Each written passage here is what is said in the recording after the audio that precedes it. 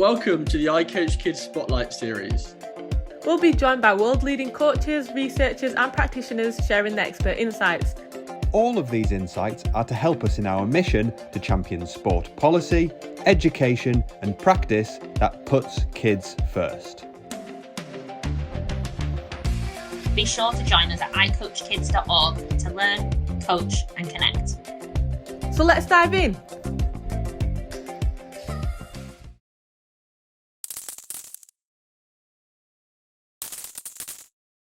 So Dr. Megan Hill, welcome to the ICOACHKIDS Spotlight series. It's great to have one of our own here. Welcome and thanks for coming on. Thank you for having me. Great. So we're here today to talk a little bit around the second ICOACHKIDS pledge, which is Be Holistic. Mm-hmm. Specifically, we'd like to dive a little bit more into your experiences working in elite football and researching in that context, and around the link between physical and psychological development in young people as well. So to start us off, it would be great to hear about your research and experiences and what led you to do that work as well. Yeah, okay. So I've always been quite sporty and always had an interest in working in sport and always participated in sport myself. I used to be a competitive swimmer, so I did that all the way through school. Always enjoyed watching sport and knew that was the kind of career path for me. And I went to university and took a module in human growth and development. And it was the first time I'd kind of been exposed to this kind of area. And it just piqued my interest. And they put me in contact with Dr. Sean Cumming at the University of Bath, who I went and did my master's with. That was kind of how I got into this area, really, of understanding how growth and maturation influences talent and talent development, talent identification, and just the youth sport journey. Great.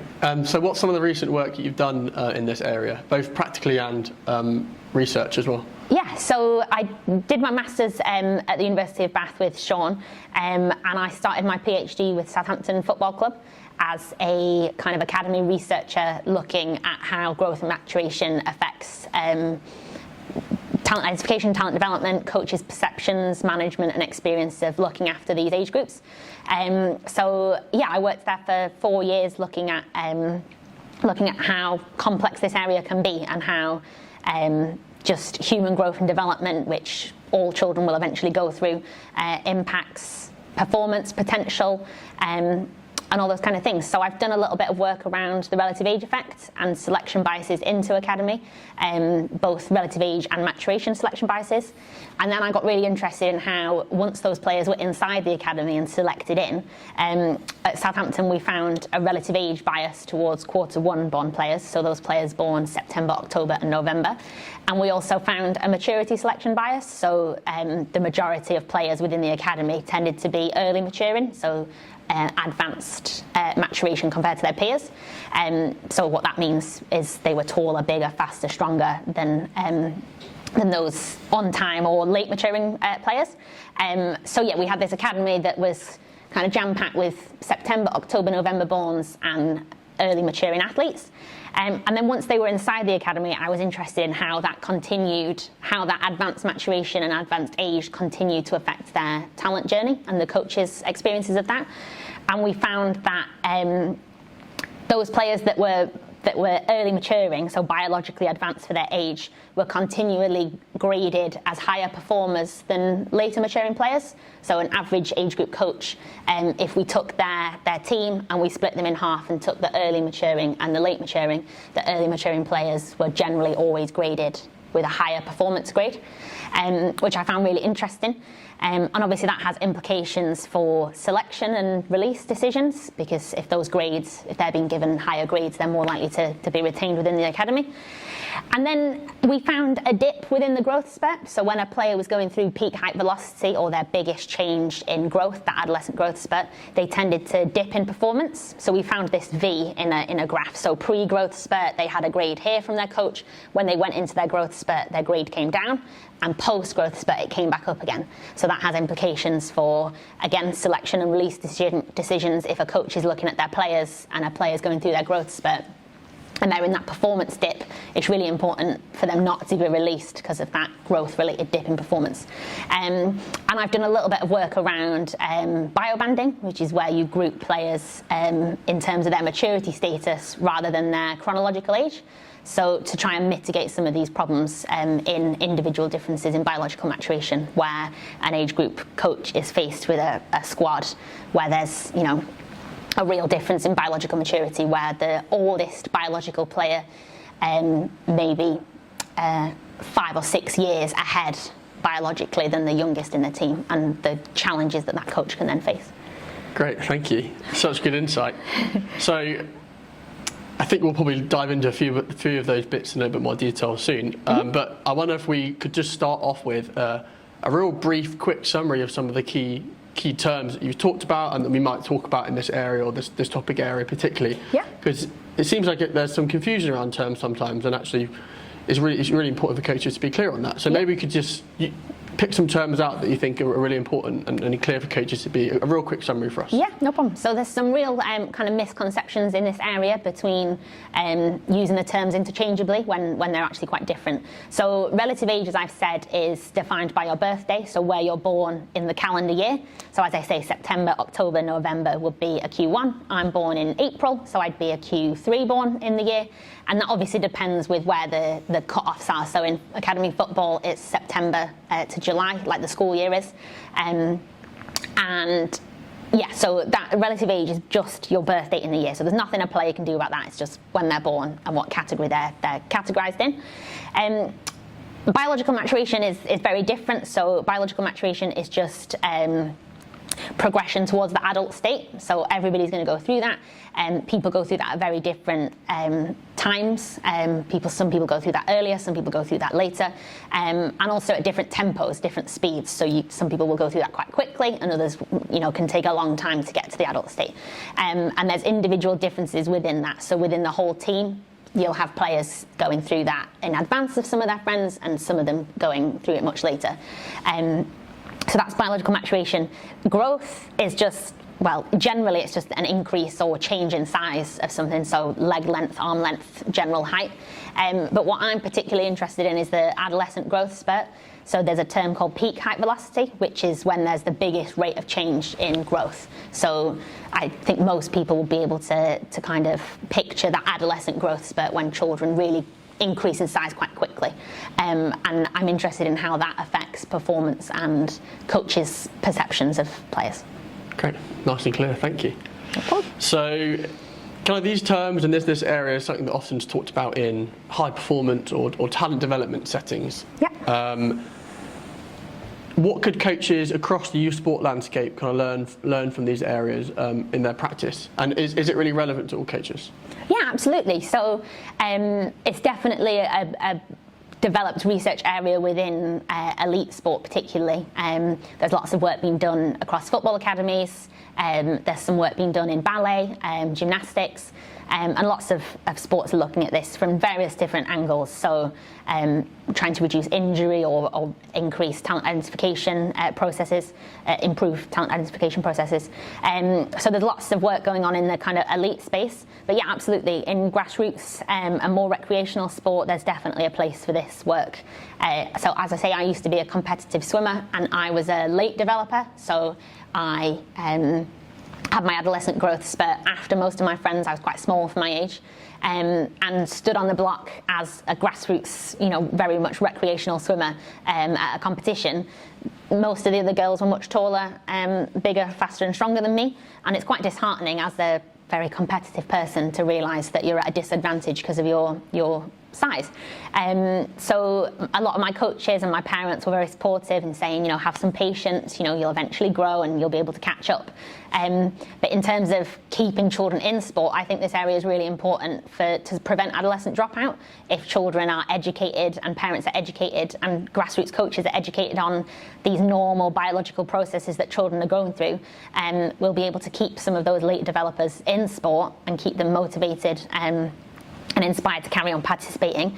And also at the other end of the spectrum, those early maturing players or athletes that have developed early and might have a lot of success as a youth athlete, they may drop out at the older ages when their peers catch up and they're competing against biologically matched players, and it becomes a lot harder. So yeah, there's definitely scope in this to kind of increase participation and prevent dropout. Brilliant.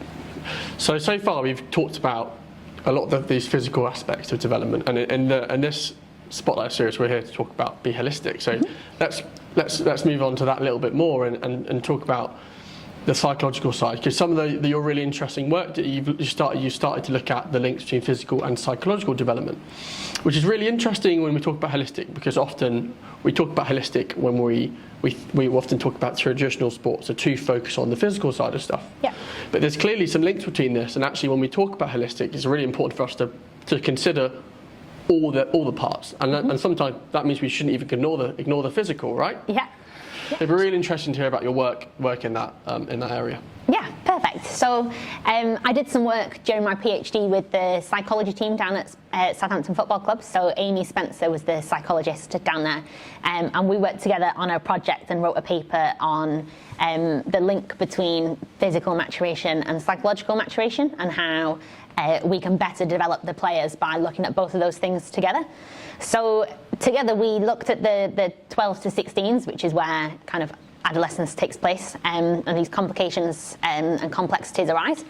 And we measured the growth and maturity status of all of the players in the teams, and we looked at grouping those early maturing players together and those late maturing players together, and the on-time players together too, and running psychology sessions for them. So what you find with early maturing players in academy football is that generally they tend to be the leaders of the team because they're bigger, faster, stronger. They probably play more minutes. They have those higher performance grades, so they tend to dominate the teams, and they tend to take up the spine of the team. So they tend to play in the positions of the spine of the team. And your later maturing players kind of fill in the gaps around, generally play less minutes, and as I say, receive those poorer performance grades, and sometimes don't often experience the leadership positions because of their later maturation. And so we decided to group these players together. So we put the early maturing players in a group, and because they were biologically advanced to their peers, we'd play them in the age group above to challenge them physically. So they'd be playing with biologically matched physical size peers. But Amy would take those players and work on maybe psychological skills such as, fear of failure, because they'd be playing in a more challenging match than normal, and so kind of work on those skills that they might not experience as much success in some games when they play in an older age group. And we'd take those later maturing peers who were smaller for their age, probably don't experience much success sometimes, and also don't take up leadership roles. We'd take them down an age group and play with chronologically younger players, and we'd work on things such as leadership skills and give them an opportunity to take more risks and develop other skills that they wouldn't get a chance to do in their chronological age group. And that was a really nice project we worked on. And I think that's really important for those players that at the end of their journey, when they're 16, 17, 18, and hopefully getting selected into a professional program, that they've worked on all of these skills. So those late maturers, when they get to 16, they've had opportunities to take up leadership roles. And those early maturing players have had the opportunity to play in more challenging scenarios, so that when they're signed as an academy scholar, they've been exposed to these different environments and opportunities. So now we've talked about some of the physical, psychological, and even some maybe the social bits as well. So what were the experiences of young people playing in these different age groups? Yeah, so it's a great question. So we would obviously mix these teams and the children across different age groups in these bio-banded tournaments. So for example, we'd take a late maturing under 13 player, and we'd put them in the under 12 category. So they'd be playing with some 12-year-olds, and the early maturing 11s will be brought into that group as well. So there'd be a mix of four kind of years, 11s to 14s in one squad, and we'd have the coaches come in and kind of observe and watch how these like players interacted with each other. And it's really interesting because those late maturing children who are chronologically older and are being brought down into a younger age category really take on a leadership role, and they lead by example. The younger players will follow them and take advice from them and really try and learn from them. And that's a term called scaffolding within the research, where you learn from somebody who's a little bit older than you, and you take on those kind of, you copy and mimic what they've done and understand something better. And it's the same for those early maturing players going up to and chronologically older age groups. So they learn from players who are more advanced than them, technically, tactically, game understanding, and you really see some developments happen within those training sessions. And I think there's something really to be gained from doing that, from mixing up and giving children an opportunity to play with different people that they normally don't have the opportunity to. And I think one of the experiences we had was some resistance from some coaches and parents and players who didn't understand what we were doing. But once you explain that all you're doing is providing a new, different opportunity to learn, people generally come on board. Yeah. So when we talk about kind of the challenges of mixed ability grouping, and that might even be caused by some of those physical and psychological kind of ways of developing people. They develop at different stages, right? So it might even be caused by that. You're kind of saying it's an opportunity for athletes, players to learn in different ways, and coaches take opportunity of that. So what could you say, or what would you say were some of the kind of messages or key points coaches can take away from that point? Yeah, absolutely. So it's just an opportunity to observe your player in a different environment. So and you can change the learning objective of that session. So for a late maturing player who is always the smallest and in their general training session, when you play them in a biologically matched environment, you can see their different skills come out because they finally got a chance to showcase what they can do against biologically matched peers. So for coaches, it's an opportunity to observe their player in a different environment and look at their skills in comparison to biologically matched peers rather than people who are maturing in advance or in delay of them. So that's really important. And also, it's an opportunity to let the players have fun, to mix with different children, make friends with new friendship groups. And yeah, as I say, learn from each other. So those older children will take on a teacher role where they can encourage new skills for the younger children. And the younger children generally really appreciate having an older mentor in an older age group to look up to and follow. So more than anything, it just makes me realise and think that athletes are growing and developing and playing in their training sessions and games at just different rates and in different ways. And Absolutely. Often when we just put our players in age groups, we often see those maturation, physical aspects come quite light. Yeah. And even if we put our players in opportunities to kind of show different aspects of development and develop in different ways, we are really providing them an opportunity to learn and grow and develop in different ways and better. Yeah, absolutely. And I think prescribed age groups are really important for logistical reasons, for players to have a place to go and a session to be at, and for safety reasons in some sports where it's not safe for an under 9 to be in the same age group as an under 16. But in general, there's lots of scope for these players in a mixed category to learn from each other, and opportunities for coaches to develop all players irrespective of their growth and development. So definitely a point to take away is that there's opportunity to work in mixed ability or mixed age groups on those different kind of psychological, social and physical areas. Absolutely. Great. So it's now time to come to the 3 quick-fire questions that we ask every guest on the ICOACHKIDS Spotlight series. Okay. And you can give as much or little detail as you like. I'm just going to give a quick-fire question, okay? So the first one is, what is good coaching to you, Megan?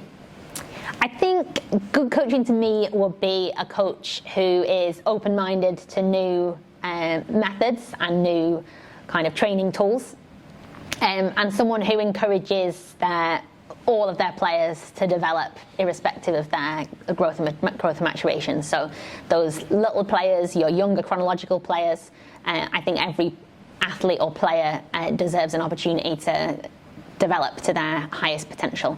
And so a coach who can coach irrespective of those individual differences in biological maturation, I think is really important.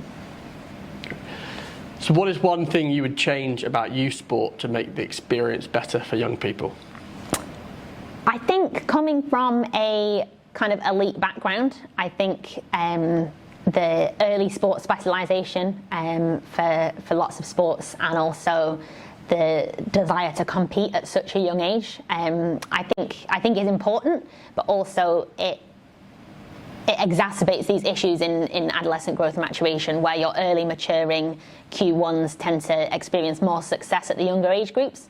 And I think it's really important that all children deserve an opportunity to play and to be selected and to experience success. And I think more coaches need to understand how adolescence and growth and maturation can manifest in their age groups to make sure all their players grow and develop and also participate.